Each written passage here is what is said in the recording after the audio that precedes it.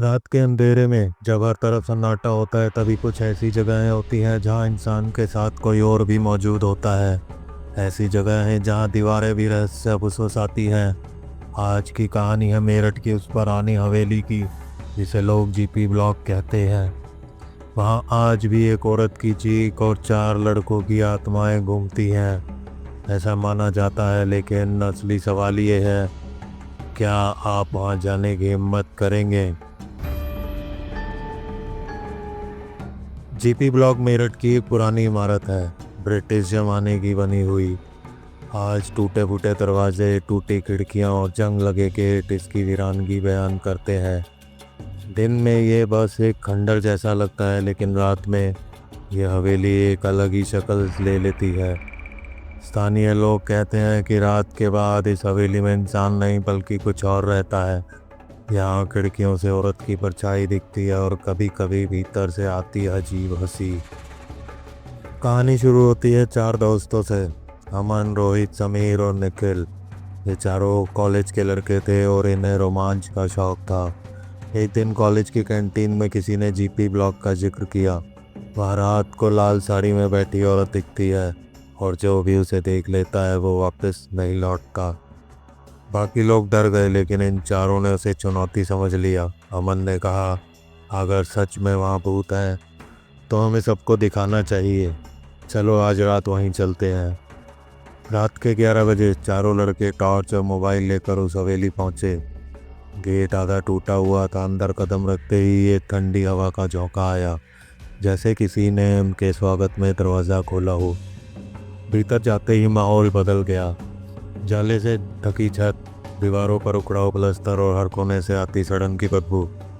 अचानक समीर बोला, क्या तुम लोगों ने सुना जैसे किसी ने ऊपर कदम रखे हों? सबने ध्यान दिया। हाँ, सीढ़ियों पर किसी के चलने की आवाज़ आ रही थी। टॉर्च की रोशनी ऊपर की और पलक झपकते ही सबके होश उड़ गए। सीढ़ियों पर एक औरत खड़ी थी, लाल साड़ी, खुले बिखरे बाल और चेहरा अंधेरे में ढका हुआ। जैसे ही रोशनी इस पर पड़ी वो गायब हो गई। लेकिन कांपते हुए बोला, शायद हमने गलती कर दी है, हमें वापस जाना चाहिए। लेकिन अमन हंसकर बोला, भूत प्रेत जैसी कोई चीज़ नहीं होती, चलो आगे देखते हैं। एक कमरे में उन्हें जमीन पर गिरी हुई एक पुरानी काली सफ़ेद तस्वीर मिली। उस तस्वीर में 5 लोग खड़े थे, 4 लड़के और एक औरत। सबकी आंखें धुंधला रही थी, लेकिन जैसे जैसे उन्होंने गौर से देखा उन्हें लगा कि तस्वीर के चारों लड़के उन्हीं के जैसे दिख रहे हैं। रवि ने कांपती आवाज़ में कहा, ये तो हमारी ही तरह दिखते हैं। अचानक कमरे का दरवाज़ा अपने आप बंद हो गया। चोर की आवाज़ हुई और हवेली में गूंजती चीख सुनाई दी।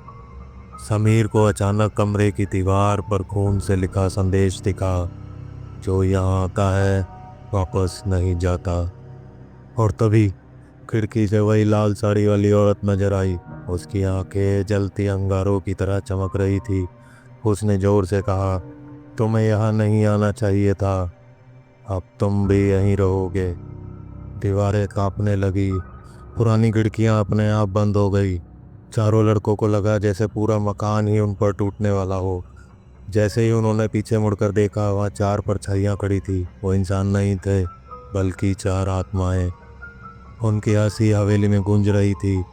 हम भी कभी तुम्हारी तरह यहाँ आए थे, आप हमेशा के लिए यहीं कैद हैं। फिर समीर अचानक चीखा, ये आत्माएं मेरे अंदर घुस रही हैं। उसकी आंखें लाल हो गई और उसका शरीर जमीन पर गिर पड़ा। अमन ने उसे उठाने की कोशिश की, लेकिन तभी उस औरत ने उसके कान में फुसफुसाया, अब तुम्हारी बारी है। निखिल दरवाज़ा तोड़कर बाहर भागा, बाकी तीनों चीखते रह गए। सुबह जब लोग हवेली के पास पहुंचे, उन्हें सिर्फ ज़मीन पर एक डायरी मिली। उसमें लिखा था, अगर कोई ये पढ़ रहा है तो जान लो कि हम 4 दोस्त अब इस दुनिया में नहीं हैं। जीपी ब्लॉक के अंदर मत जाना, वरना तुम भी हमेशा के लिए कैद हो जाओगे। डायरी लिखने वाले का नाम था अमन। लेकिन अमन, रोहित और समीर, तीनों का कोई सुराग नहीं मिला। और निखिल, वो कभी फिर किसी को नज़र नहीं आया। आज भी मेरठ के लोग कहते हैं रात में जीपी ब्लॉक की खिड़कियों से एक औरत लाल साड़ी में नजर आती है। कुछ लोगों ने 4 लड़कों को भी हवेली के भीतर घूमते देखा है। क्या वो चारों दोस्त वाकई आत्माओं में बदल गए हैं, या वो चुड़ैल अब भी नए शिकार का इंतजार कर रही है? सोचिए, अगर आप वहां जाते और अचानक खिड़की पर वही लाल साड़ी वाली औरत आपको घूरती, तो क्या आप भाग पाते? दोस्तों, ये थी जीपी ब्लॉक की कहानी। अगली कहानी और भी डरावनी होने वाली है। कुलधरा गांव का श्राप। अगर आपको ये वीडियो पसंद आई हो तो वीडियो को लाइक शेयर करें और चैनल राग की आवाज़ को सब्सक्राइब करना ना भूलें। तब तक संभल के रहिए, डरते रहिए।